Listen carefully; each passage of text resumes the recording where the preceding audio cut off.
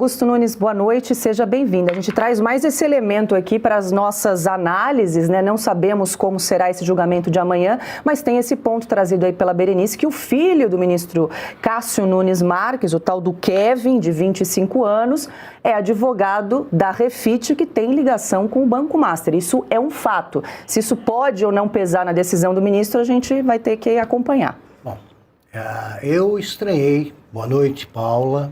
Boa noite, Piotr, Marcília, Costa, grande abraço. Boa noite a você que nos acompanha. Eu estranhei um gesto correto do Toffoli. Ele deveria se declarar impedido, claro, mas ele não é de fazer a coisa certa. Eu estranhei.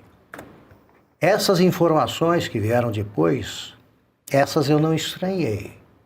E não estranharei se for uma jogada urdida pelo Gilmar Mendes, que ele gosta dessas coisas. Seria um absurdo para o Supremo, mas o Supremo coleciona absurdos. Veja só, o Gilmar, numa das sessões do Supremo, disse que o Nunes Marques era covarde e que não há salvação para o juiz covarde. Nunes Marques ficou quieto ali. Se ele votar pela libertação do Vorcaro, ele vai estar confirmando as ligações do filho com o Vorcaro. E isso é um gesto de coragem típico de covardes. Covardes. Não sei se ele fará isso. Mas o fato de o Toffoli ter dito que, a partir de agora, se declara impedido, isso me faz acreditar que é possível, sim, esse tipo de manobra que vai desmoralizar de vez o Supremo.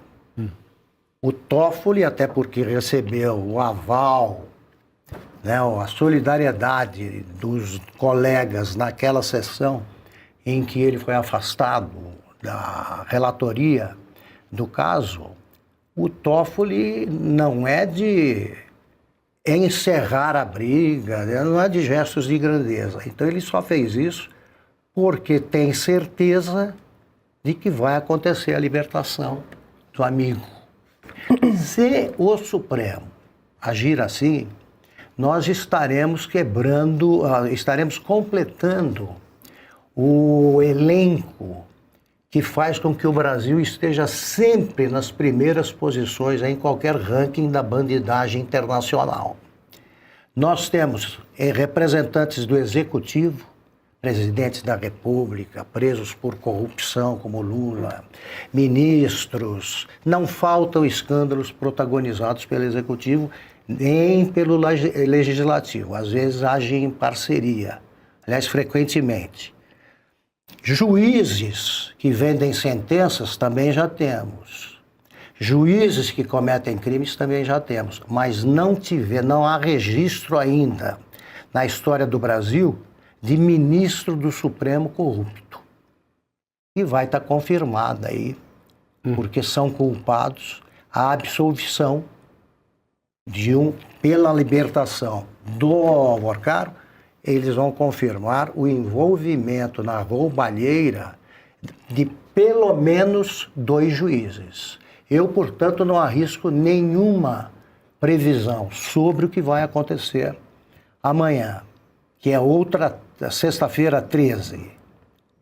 E o Moraes e o AI-5 nasceram na mesma sexta-feira 13, que foi 13 de dezembro de 1968, quando pariram o AI-5. Então será mais um passo nessa versão degenerada do AI-5 que vigora no Supremo. Eu não arrisco nenhum palpite agora.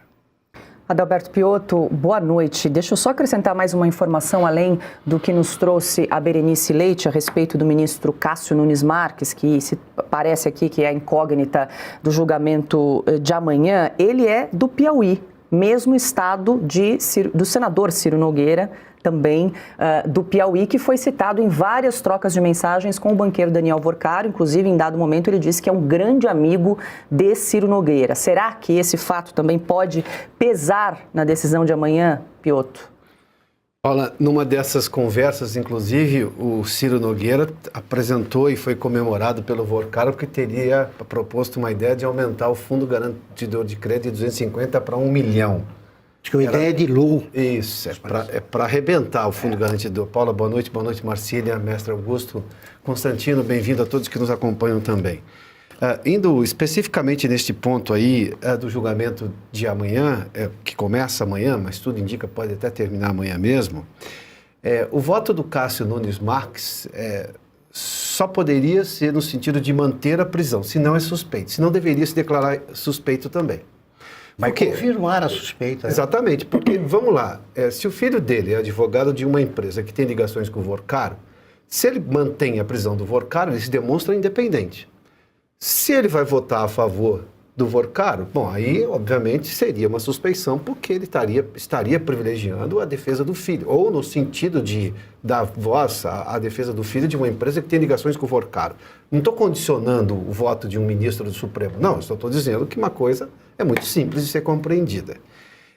Então, olhando para esse cenário, o ministro Cássio Nunes poderia também se declarar suspeito nesse caso, devido ao filho que trabalha com uma empresa que tem ligações, né, que defende uma empresa que tem ligações com o Daniel Vorcaro. Sobrariam, portanto, Gilmar Mendes, Luiz Fux e o próprio ministro Mendonça, que vai dar o voto, se confirmado ou não pelos colegas.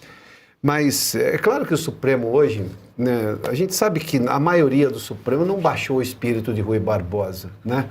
Eles não leem a oração dos moços todos os dias lá, de tanto ver triunfar as nulidades, de tanto ver prosperar a desonra. Não é da prática do Supremo Tribunal Federal. O recuo do Toffoli, né, ele não se acha suspeito. Ele fez questão de dizer ontem que ele não se achava suspeito lá atrás e que o próprio Supremo entendeu que ele não era suspeito, ele só se afastou do processo.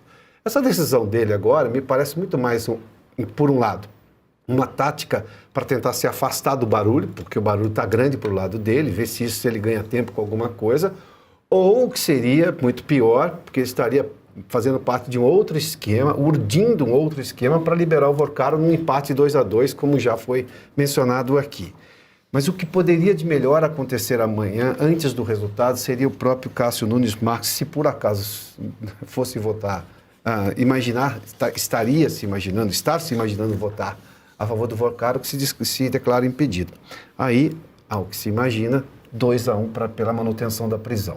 O único voto divergente seria do Gilmar Mendes, que já deu todas as mostras, até o histórico dele, de votar a favor nesses casos de quem está preso e por aí, e da liminar. O Gilmar Mendes era conhecido dessa maneira. Bom, nós temos um drama, né? O Supremo Tribunal Federal hoje, o que menos pode se esperar é lógica legal, porque o Vorcaro não tem hoje, pela lógica brasileira, pela necessidade de se investigar o caso, a menor condição de ser libertado.